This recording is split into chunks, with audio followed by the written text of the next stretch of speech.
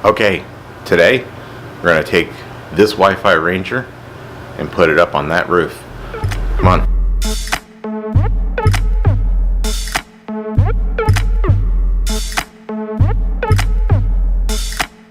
Okay, now putting the Wi-Fi Ranger on the roof of the camper. Not a travel video, of course. This is more of a how-to maintenance type upgrade video. I know a lot of people don't like to watch those type of videos, but some people like them. And I thought I'd just include this in my channel for you to see that not everything with the camper is about going camping and traveling and fun and games. There is maintenance, repairs, and upgrades that you got to do. And we've been struggling for the last year with connectivity, with it being on a pole that I bring outside, and it's just not working out. So I want to permanently mount it on the roof. Okay, before we get started with the installation video of the Wi-Fi Ranger, I just wanted to let you guys know that this video is very technical.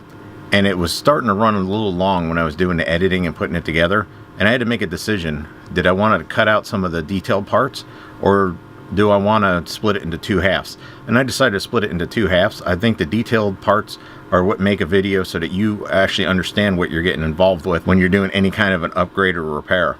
So it's part one, this is what you're going to watch right now. And part two is going to be released next Saturday or Sunday. So if you haven't yet, subscribe, and then you'll get a notification if you hit that little bell thing. If you've already subscribed, thanks, I appreciate it. Mounting the Wi-Fi Ranger on the roof is pretty simple. If you have a crank-up antenna, you mount it to the crank-up antenna, and then you just crank that thing up, and there you go. The only problem is our camper didn't come with a crank-up antenna. It came with a flying saucer UFO that doesn't crank up at all. It just sits there. It's omnidirectional. So we had to come up with a different solution to get the Wi-Fi Ranger antenna up in the air. Okay, if you look at the mounting pattern on the bottom of this UFO antenna, it's got 3 mounting pads. And what I essentially did is I made the lift to mount up to the same 3 locations. The reason why I did that is I put provisions up inside the roof to actually screw that antenna back down to. That now we're never going to use for the Wi-Fi Ranger. For demonstration purposes, I just got it running off a jump pack. So what we have here is a switch. It's a rocker switch, up and down. Basically just crisscrosses and reverses the polarity. This thing's just made out of a DC actuator and aluminum all welded together with a long pole that I'm going to mount the Wi-Fi Ranger at the end of that pole. Let's see how it works.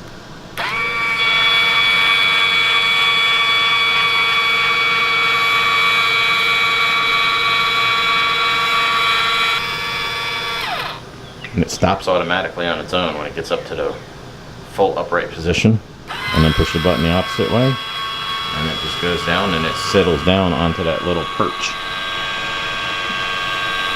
So everything to be nice and secure, no rattles up on the roof. Now there's 2 different parts to the electrical system on this. One is going to be the DC actuator, and the second is going to be this switch right here. It's going to get mounted on this plate, and it's a tilt switch. So as it tilts up and down, it'll let me know that this thing's down. It's going to be wired to an LED inside the dashboard. What we're going to do is take these 2 hose clamps off, take the Wi-Fi Ranger off of this smaller PVC post, stick it on this one, and then this post here will fit over top the aluminum post that's on the lift on the roof. I've got me a helper. Anna.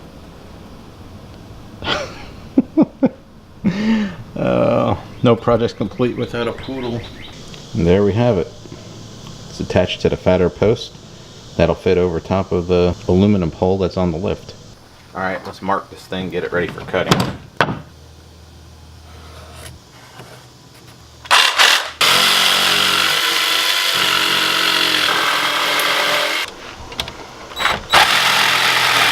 Alright, I think that came out pretty good. Okay, what I got from my local hardware store is a 3.5-inch lag bolt, stainless steel, with a lock washer and a flat washer. And what we're going to essentially do is drill a hole, and they're going to go through right here in the corner.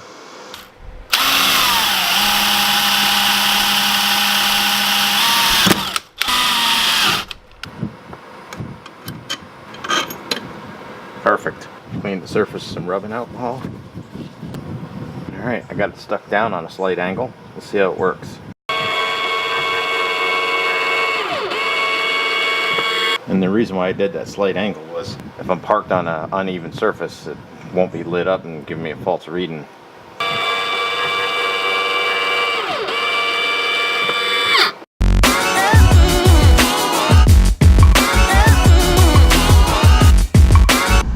can't believe how dirty that this roof got in a year.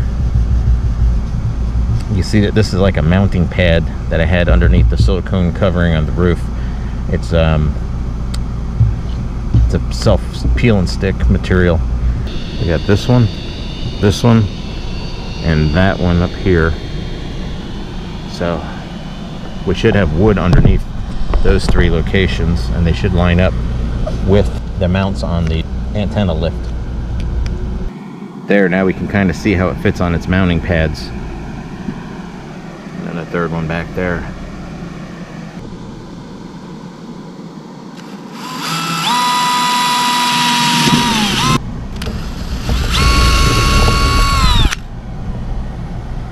Good, we hit wood. Okay, this is a silicone roof coating. You can't use Dicor or anything on top of this. You have to use their specific product to stick to the silicone.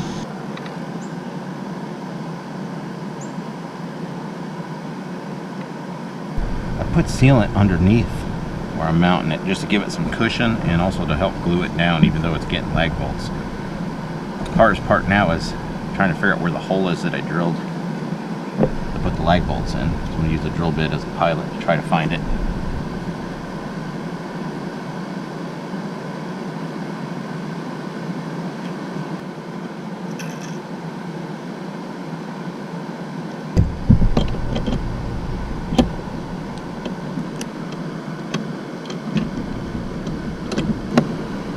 Now I hit the wood. Before we tighten that down, we're going to do the other ones.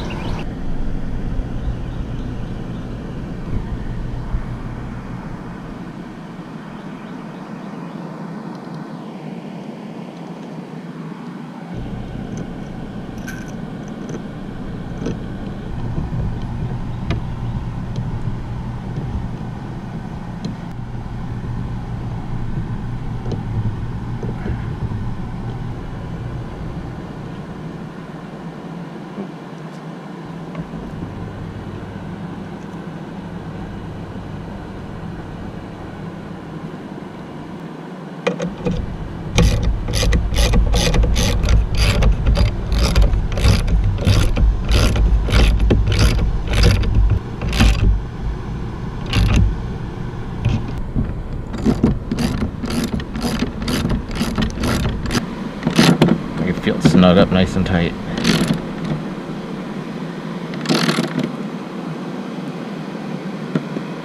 Perfect. Okay, what I did was fill that in all inside the hole there with the adhesive that sticks to this roof. So it's silicone. I hate using silicone on a roof, but it's specifically made for roofs. So that should keep that sealed. I hate drilling holes in roofs. RV roofs leak bad enough on their own. They don't need any help from anybody drilling holes in them. Okay, we're gonna have 3 wires coming up here. We're gonna have the power wire for the actuator itself. We're gonna have the wires going to the tilt switch to let me know of an indicator if this thing's up or not, if I forget it.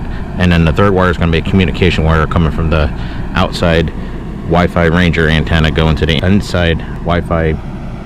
I guess it's like a router, but it also powers the outside antenna. Now I left the original cable wire here and the power wire for the antenna, and it just comes right out of the roof there, and it's all sealed up. Never messed with it. So if anybody ever wanted to convert it back or put an antenna up here, they could. And I'm gonna run my wires, instead of drilling through the roof, I'm gonna run them across. I gotta clean this up, over to the refrigerator vent, and we're gonna go up, over, and then down behind the refrigerator. Oh boy, that means we get to pull the refrigerator. Yay. Okay, pulling out the RV fridge isn't like pulling out your house fridge. We've got power, 120, 12 volts, propane, and the water line.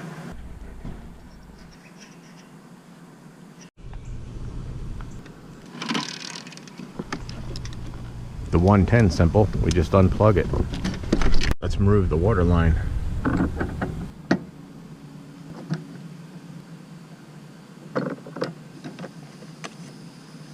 Alright, now we'll do the propane line.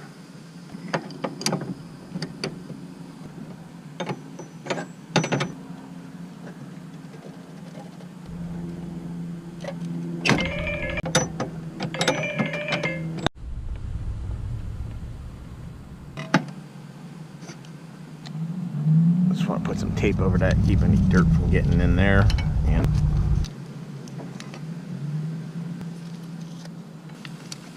put a little bit on the water line also. Only thing we got left to disconnect now is going to be the 12 volts. And I've modified this. They used to plug onto these connectors and they're really corroded, and we had a problem with the refrigerator in Maine last year, and I thought that may have been the problem. So I direct wired it in, which is not a problem until you got to remove the refrigerator. So we got to cut these and we'll end up having to resplice them back together.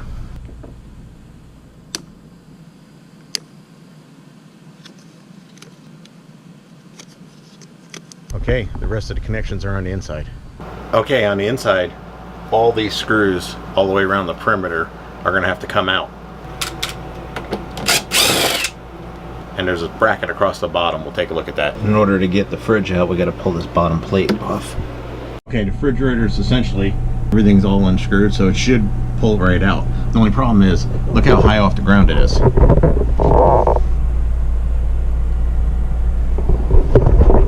Measures right around 13 inches. So what I'm going to do is I'm going to build a platform with some wheels on it. I'm going to slide the refrigerator out onto that platform, and I'll be able to roll the whole assembly someplace else in the RV out of my way while we run the wires for the Wi-Fi Ranger.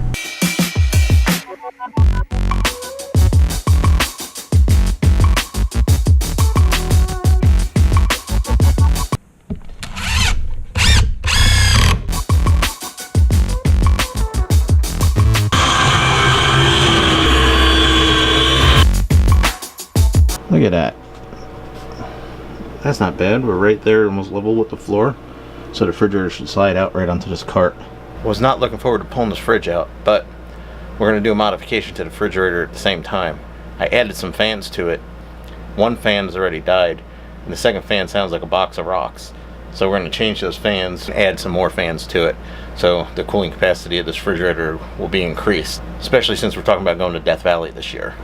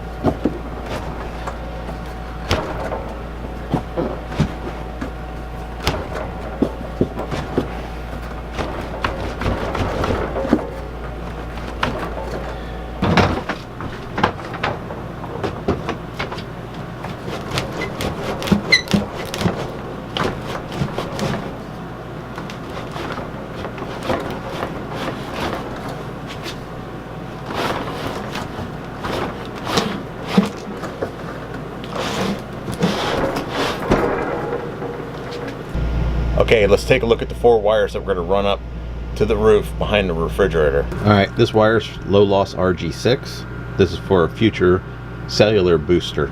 This is 18-2 2-wire conductor. This is going to be the power to actuator to lift the antenna. This is exterior direct burial grade Cat 5, and this is going to be the communication wire from the outside antenna to the inside router of the Wi-Fi Ranger. This thin wire is going to be just to go ahead and power the indicator light on the dashboard to let me know that the unit's down when I start up the rig. Don't want to drive away with the antenna sticking 3 or 4 feet above the roof. Okay, I have all the wires paired together. I like to use the painter's tape for this. It doesn't stick to the wires. It's easier to get off.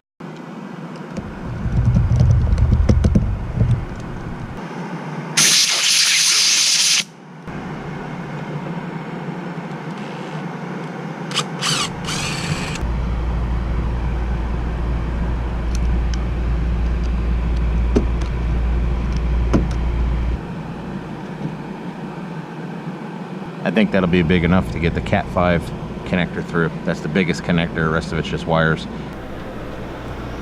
You can see I kind of got the wires stretched all the way up towards the front of the RV. I'm going to uncoil those and get them as straight as possible so they pull up through the hole. You can see the hole there. And get this cable to go through there.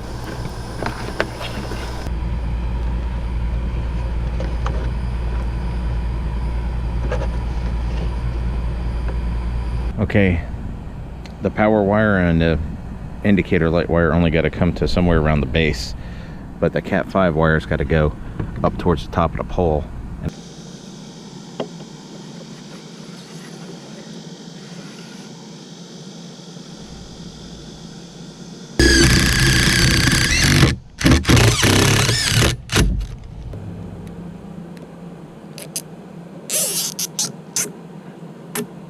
Now we're going to hook up the power wire to the actuator. I want to strip off about a 1/4 inch.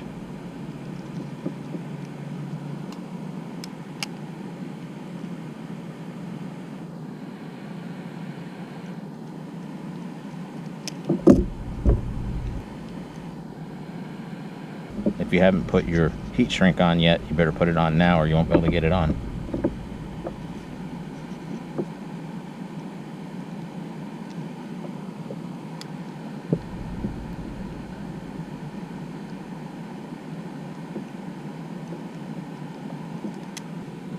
Now we'll make the splices on the 2 indicator wires.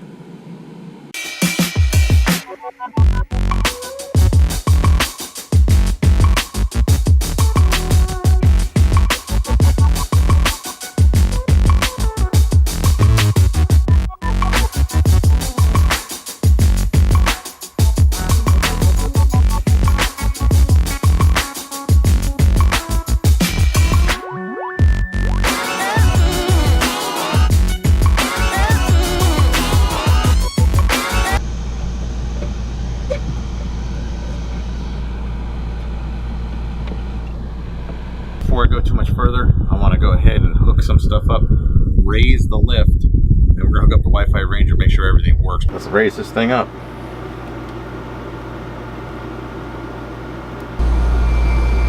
Oh, I can hear it.